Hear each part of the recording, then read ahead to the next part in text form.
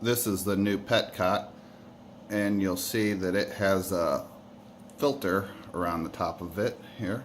The one on the old one didn't have that anymore, and it probably just disintegrated in there.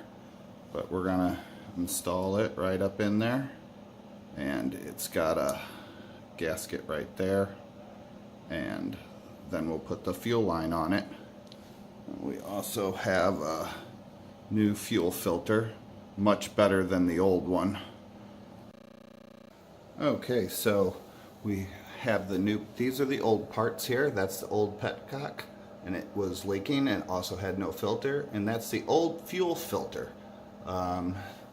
That's compared now to, we got the new petcock on, and you can see the fuel lines running through this other side of the bike. Over here, fuel lines coming out. There's the new fuel filter, and then extra long line here, which will attach to the carburetor once we get that reinstalled. So I got a new carburetor, and I used the old top. The carburetor is a duplicate of the original.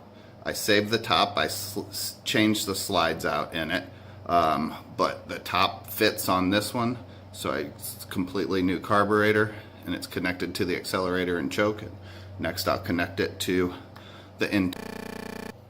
Okay, so I got the carburetor hooked back up to the intake and then tightened it down with this screw here. This black hose is that hose bringing the oil from the oil pump. Got the fuel line hooked up with the new fuel filter here. So now we just need to get that rubber grommet so I can get that air box hooked back up.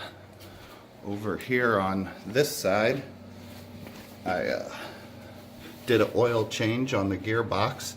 The drain plug is right down here.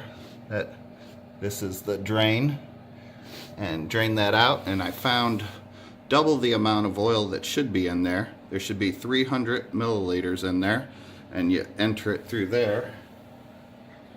And an easy way I found to do that was with a syringe like this, and this is a 60 ml syringe, and I filled it 5 times, and the oil went right in with very little mess.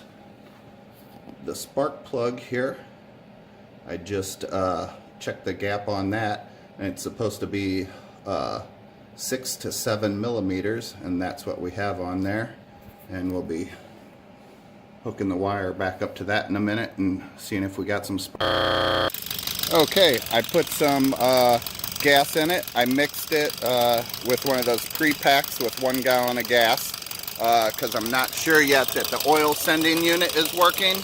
So I wanted to use some pre-mix in it. I see oil's not getting down there anyway.